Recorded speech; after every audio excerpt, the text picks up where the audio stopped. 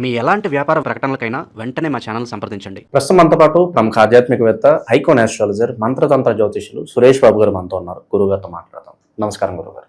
జై శ్రీమన్నారాయణ. మే నెల విశేషంగా మకర రాశి వాళ్ళకి ఈ నెల ఎలాంటి విశేషాలు జరగబోతున్నాయి, ఎటువంటి విభాగాల్లో వీళ్ళు ఎక్కువగా జాగ్రత్తలు తీసుకోవాలి గురుగారు ఈ నెల? మకర రాశి వారికి గ్రహరీత్యా మనం గమనించినట్టయితే కనుక రెండో స్థానంలోనే మకర రాశి వారి రెండో స్థానంలోనే రాహు ఉండడం, మూడో స్థానంలో కుజుడితో కూడినటువంటి శని భగవానుడు ఉండడం, అలానే నాలుగో స్థానం చూసినట్టయితే కనుక రవి భగవానుడు శుక్రుడితో కలిసి ఉండడం. ఇక శుక్రుడు మారుతున్నాడు కాబట్టి ఇప్పుడు ఏప్రిల్ మాసంలోనే శుక్రుడు మారేసి ఉన్నప్పటికీ ఇక్కడ ఏమవుతుందంటే కుజుడు ఉన్నాడు. ఈ కుజుడు కూడా బుధుడితో కలిసి ఉండడం, అలానే వృషభ రాశిలో అంటే నాలుగో స్థానంలో వృషభ రాశిలో శుక్రుడు ఉండడం. 40 రోజులు వ్యవధి అంటే మే మాసం మొత్తం కూడా శుక్రుడు వృషభ రాశిలోనే ఉంటారు. కాబట్టి ఈ యొక్క గ్రహస్థితిని గమనించుకోవాలి. అలానే మిథున రాశిలో గురువు ఉండడం, సింహరాశిలో కేతు ఉండడం. ఈ యొక్క గ్రహస్థితి మొత్తం కూడా ఈ మాసం అంతా కూడా ఉంటుంది ఇలానే. కాకపోతే 14వ తారీఖు రవి భగవానుడు అయితే మారుతాడు. ఎక్కడికి మారుతాడంటే మళ్ళీ శుక్రుడి దగ్గరికి వచ్చేస్తాడు. 14వ తారీఖు మళ్ళీ శుక్రుడి దగ్గరికి వస్తాడు. అంటే ఇప్పుడు మొదటి అధ్యాయం అంటే మే 1వ తారీఖు నుంచి మే 14వ తారీఖు వరకు కూడా వీరు అనుకున్నటువంటి కార్యాలు ముందుకు వెళ్ళడం, అనుకున్నటువంటి శుభకార్యాలకి పాల్గొనడం, అనుకున్నటువంటి అమ్మాయి సంబంధం అబ్బాయి సంబంధాలు కుదరటము, ఆర్థికపరమైన ఇబ్బందులు ఏమైనా ఉంటే కూడా వాటిని మంచి స్థానంలోకి రావడము, అప్పులు ఎక్కడైనా ఇచ్చి ఉంటే కూడా అవన్నీ వసూలు చేసుకోవడం లాంటివి, ఏదైనా వనరులు చేయవలసినటువంటి వ్యాపారం, ఏదైనా కొత్తగా మొదలు పెట్టాలనుకున్నటువంటి వ్యాపారం ఏదైతే ఉందో అవన్నీ కూడా మొదలు పెట్టుకోవచ్చు. 14వ తారీఖు వరకు కూడా. 14వ తారీఖు తర్వాత మొదలు పెట్టకూడదు అంటే మొదలు పెట్టవచ్చు, కానీ ఇప్పుడు మొదలు పెట్టేటువంటి పరిస్థితులు 14వ తారీఖు తర్వాత అయితే కొంత ఉండవు. ఆ గొడవలు అవ్వటం కానీ, మోసపోవటం కానీ, ఎందుకంటే శుక్రుడితో కూడినటువంటి గురువు అంటే మోసపోవటం జరుగుతుంది. ఈ ఎవరికి మకర రాశి వారికి పెద్దగా కలిసి రాదు, అందులోనూ వృషభ రాశిలో ఉంటున్నారు కాబట్టి వీరికి పెద్దగా కలిసి వచ్చేటికి కనిపెట్టలేదు. మళ్ళీ ఎప్పటి వరకే అంటే జూన్ 15వ తారీఖు వరకు కూడా, జూన్ 15 వరకు కూడా అనుకున్న పనులు ముందుకు వెళ్ళకపోవడం కానివ్వండి, ఏ పని అనుకుని వెనక్కి రావడం కానివ్వండి, ఎంత డబ్బులు ఇచ్చినా కూడా వాళ్ళు మోసం చేయడం కానివ్వండి, అట్లా ఉంటుందన్నమాట. కాబట్టి 15వ తారీఖు 14వ తారీఖు లోపు అయితే కనుక వీరు అనుకున్నటువంటి కార్యాలకు ముందెళ్ళొచ్చు. విదేశీయానం ఎవరైనా మకర రాశి వారు వెళ్ళాలి అనుకుంటే కనుక ఈ 14వ తారీఖులో ప్రయత్నం చేస్తే ఖచ్చితంగా రానున్నటువంటి అక్టోబర్ మాసాల్లో విదేశీయానం కూడా వెళ్ళేటువంటి అవకాశం అయితే ఖచ్చితంగా కనిపిస్తుంది మకర రాశి వారికి. ఇక రాజకీయ రంగంలో ఎవరైనా అడుగు పెట్టాలన్నా, సినీ రంగంలో ఎవరైనా అడుగు పెట్టాలన్నా కూడా, ఇంకా ఫ్యాషన్ డిజైనర్ కానీ, బొటిక్ లాంటి రంగాల్లో కూడా వీరు రాణించేదానికి కనిపిస్తుంది. సెల్యూన్స్, బ్యూటీ పార్లర్ లాంటి వాటిలో కూడా వీరు రాణించేందుకు కనిపిస్తుంది. కాబట్టి అలాంటి రంగాల్లో అడుగు పెట్టాలి. పార్ట్నర్షిప్ వ్యాపారాలు అయితే పనికిరావు కాబట్టి దానికి తగ్గట్టుగా ఉండాలి. ఇక భార్యాభర్తల మధ్యన గొడవలు ఏదన్నా ఉంటే కనుక 15వ తారీఖు లోపు, ఏది మే 15వ తారీఖు లోపు కనుక వీరు ఇరువురు కూడా మాట్లాడుకుంటే కనుక సమస్య సానుకూల పడేటువంటి అవకాశం అయితే మెండుగా ఉంది. భార్యాభర్తల మధ్యన గొడవ అయ్యి విడిపోయి కోర్టు మెట్ల వరకు వెళ్ళినటువంటి విషయాలు ఏవైతే ఉన్నాయో అవన్నీ సానుకూల పడాలంటే కనుక మనకి కుంకుమ పువ్వు ఉంటుంది, సాఫ్రాన్. ఈ కుంకుమ పువ్వుని తీసుకొని వచ్చి వారి యొక్క భార్య దూరం అయితే భార్య, భర్త దూరం అయితే భర్త, వారి యొక్క ఫోటో ఉంటుంది కదా ప్రతిమం, ఒక A4లో 6 సైజ్ కానీ 4 సైజ్ కానీ ఫోటో ఉంటుంది, 4x6 ఫోటో ఎట్లా ఉంటుంది. ఆ ఫోటో తీసుకొచ్చేసి ఆ కుంకుమ పువ్వుని పాలలో కలపాలి. పాలలో కలిపేసి ఒక దూది కాటన్తో దానిపైన రాయాలి, ఫోటో పైన రాయాలి. రాసేసి వారి యొక్క పేరు, వీరి యొక్క పేరు, వీరిద్దరు విడిపోకూడదు, ఎప్పటికప్పుడు మా భర్త మా దగ్గరికి రావాలి, నా భార్య నా దగ్గరికి రావాలి, దూరం అవ్వకూడదు అనేటువంటి చిన్న మనకి మనసులో తలుచుకొని అది 4 మడతలు వేసి దాన్ని ప్లాస్టిక్ చుట్టేసి దారం కట్టేసి ఏదైనా రావి చెట్టు కానీ, వేప చెట్టు కానీ, మామిడి చెట్టు, నిమ్మ చెట్టు, దానిమ్మ చెట్టు, ఇలాంటి చెట్టు, పనస చెట్టు ఏమైనా ఉంటే కనుక ఆ చెట్టు కొమ్మ కట్టేసేయాలి. అప్పుడు వెళ్ళిపోయినటువంటి భార్య కావచ్చు, కోర్టు మెట్లకి వెళ్ళినటువంటి భార్య కావచ్చు, దూరమైనటువంటి భార్య కావచ్చు, భర్త కావచ్చు, మళ్ళీ కూడా ఎలాంటి సత్సంబంధాలు ఉండకపోవప్పటికీ కూడా, అక్రమ సంబంధాలు సత్సంబంధాలు ఉన్నప్పటికీ కూడా మైండ్ మనసు మార్చేటువంటి గుణం ఉన్నా కూడా మళ్ళీ దగ్గర అయ్యేటువంటి అవకాశం అయితే మెండుగా ఉంది. కాబట్టి ఇలాంటి ప్రయత్నం చేయక ఎంత వయసు వచ్చినా ఉంది, డబ్బులు ఉన్నాయి, డబ్బులు లేకపోయినా కూడా సంపాదించుకోగలుగుతాను, భార్యను పోషించగలుగుతాను, భర్తను పోషించగలుగుతాను, నాకు శక్తియుక్తులనే కానీ పెళ్ళి అవ్వట్లేదు అంటే కనుక ఏం చేయాలి? వీళ్ళకి ఎంత వయసు వచ్చిందండి, రెండో పెళ్లి మూడో పెళ్లి కదా నాకు సంబంధం లేదు, పుట్టిన తర్వాత ఒకటోసారి ఇంకా పెళ్లి కాలేదండి అంటే కనుక ఆ మకర రాశి వారికి ఆ పెళ్లి అయ్యేందు వరకు అయితే మాత్రము ఖచ్చితంగా చెప్పొచ్చు. ఒక ముగ్గురు స్త్రీలకి ఆడవారు ఉంటారు కదా, స్త్రీలకి అడుక్కునే వారికి, పెద్దవారికి, వారికన్నా పెద్ద వయసు ఉన్నటువంటి కనిపిస్తూ ఉంటారు. అలాంటి వారికి ఆలయాల దగ్గర ఉండే వారికి వీరు నా కుటుంబ సభ్యులు ఉన్నారండి, బంధువుని పిలిచి పండగ చేసుకుంటా అంటే కాదు, వారు తృప్తి పడాలి. బంధుమిత్రులను పిలిచి నువ్వు ఎంతన్నా పెట్టు, పంచపరమాణాలు పెట్టు, నీవంత నిలువెత్తు బంగారం పెట్టు, వాళ్ళు తృప్తి చెందరు. తృప్తి చెందేవారు ఎవరయ్యా అంటే కనుక గుడి మెట్ల దగ్గర అడుక్కునేవారు తృప్తి చెందుతారు.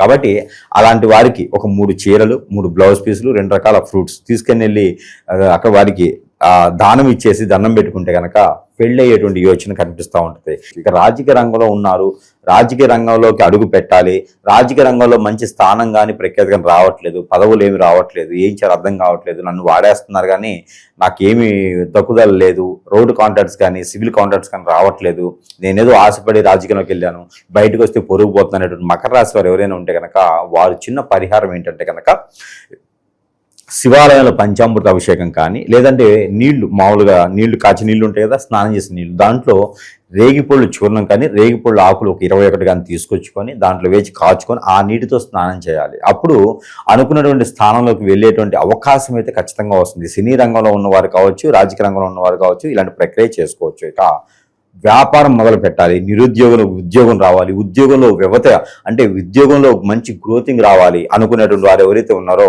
వారు వచ్చేసి ఆవుకు కానీ లేదా కుక్కకు కానీ ఉప్పు వేయకుండా చేసినటువంటి గోధుమ రొట్టెలు తినిపించాలి.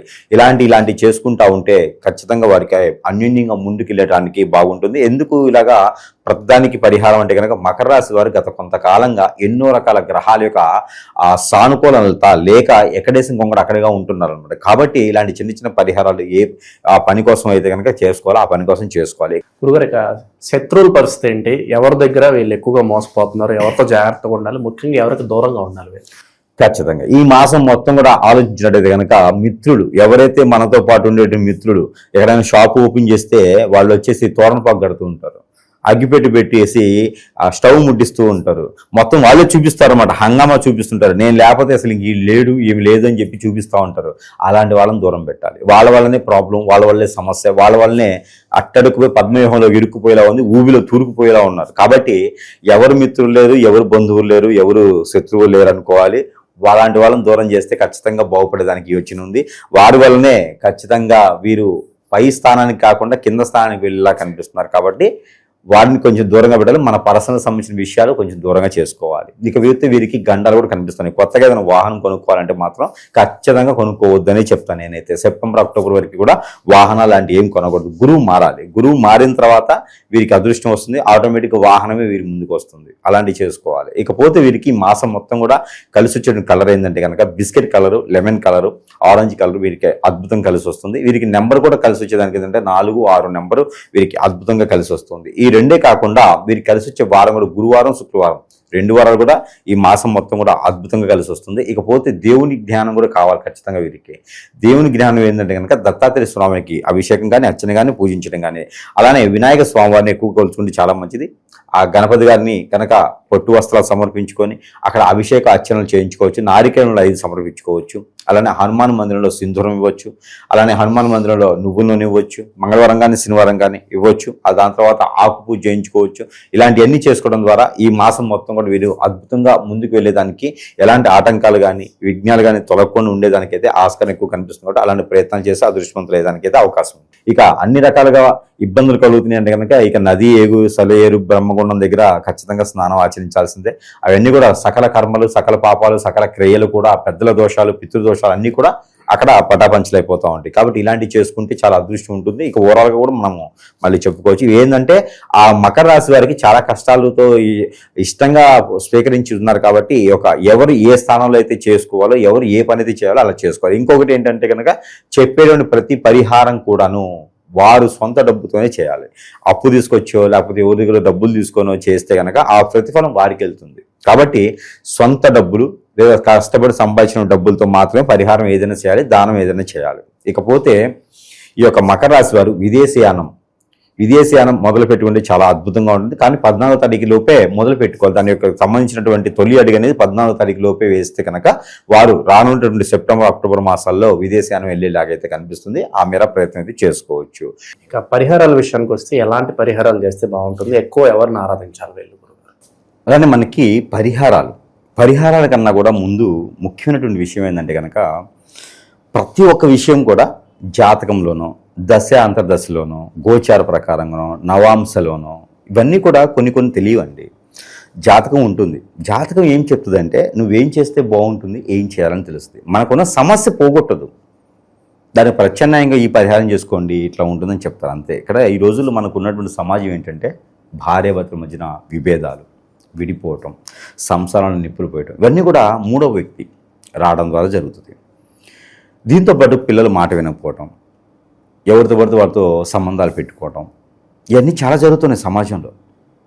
ఎన్ని కేసులు వస్తున్నాయి. ఇవన్నీ కూడా జాతకంలో రావండి, జాతకంలో ఉండవు. ఇవన్నీ కూడా హిప్నాటిజం, బ్లాక్ మ్యాజిక్, వశీకరణం, భాగలముఖి, భానుమతి, ఏక్షిని, రూమావతి, ధూపావతి, అలానే స్పిరిట్, మందు పెట్టడం, ఇలాంటివి ఇంకా చాలా రకాలు ఉన్నాయి. ఇంకా ఎన్నో రకాలు ఉన్నాయి. ఇవన్నీ కలిగి మనకు తెలియదండి. మన మీద కన్నేసిన వాళ్ళు, మన పిల్లల మీద కన్నేసిన వాళ్ళు, మన భార్య మీద భర్త మీద కన్నేసిన వాళ్ళు చేయించేటువంటి క్రియలు ఉంటాయి. ఈ రోజుల్లో గాలి పనికిమాలిన వాళ్ళు, అవ్వార రంగాల్లో చాలామంది ఉన్నారు. వీళ్ళంతా కూడా ఎదుటి వాళ్ళ కళ్ళలో నిప్పులు పోయేదానికి, సంసారం నిప్పులు పోసేదానికే సిద్ధంగా ఉన్నారు. అలాంటి మనం గ్రహించుకోవాలి. మనకు ఉండే సిమ్టమ్స్ కూడా చాలా రకాలు ఉంటాయండి. ఏంటంటే ఆకలి అవ్వదు, నిద్ర పట్టదు, ఆందోళన, చికాకు, కోపము, చిరాకు, ఒక పని ముందుకు వెళ్ళదు, అష్టదిబ్బందన అయిపోతుంది. ఇంకా జీవితంలో ఎందుకు రావు జీవితం, ఒంటరి అయిపోవటం, సూసైడ్ లాంటి నెగిటివ్ థాట్స్ రావడం, ఇవన్నీ ఏర్పడుతూ ఉంటాయి. ఇవన్నీ జాతకాల్లో రావు. ప్రతి ఒక్కరు గ్రహించుకోవాలి. మనకి జరుగుతుంది అంటే హాస్పిటల్కి వెళ్ళడం కాదు. ఆరోగ్య సమస్య వచ్చినప్పుడు ముందు గురువు దగ్గరికి వెళ్ళాలి.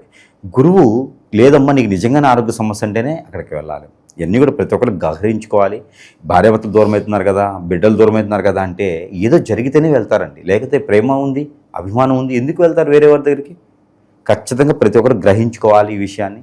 అలా మీ ఇంట్లో మీ వారికి కానీ మీకు కానీ అలాంటి ఏమైనా సిమ్టమ్ ఉందంటే మాత్రం ఖచ్చితంగా సంప్రదించాల్సిందే. ఇది గురువుగారి దగ్గర మాత్రమే పరిష్కారం దొరుకుతుంది. అంతేగనక మొహమాటానికో, సిగ్గుకో, బిడియానికో పోయేసి ఆయని చేసేస్తే ఇంకేం ఉండదండి. ప్రతి ఒక్కరు గ్రహించుకోవాలి. ఇకపోతే మనకి పరిహారాలకు వచ్చేటప్పటికీ అయితే మనకి పరిహారాలు అంటే ఏమవుతుందంటే కనుక మకర రాశి వారికి పరిహారాల కన్నా కూడా ముందు మన దగ్గర ఎన్నో రకాల మంత్రోచ్చారణ చేసినటువంటి వస్తువులు ఉంటాయి. ఈ వస్తువులు మన అందరికీ కష్టాలు ఉంటాయి. కష్టాలను ప్రతి ఒక్కరు మన దగ్గర రావాలంటే అవ్వదు, వారికి ఉన్నట్టు స్థితిగతుల ప్రకారం. కానీ మనము వారి కోసము మంత్రోచ్చారణ చేసి వారి సమస్య ఏముంది, ఆ సమస్యకి సరైనటువంటి పరిష్కార మార్గంలో చూపించేటువంటి విధంగా కొన్ని వస్తువులు ఇస్తున్నాం. దాంట్లో ముఖ్యంగా ఈ యొక్క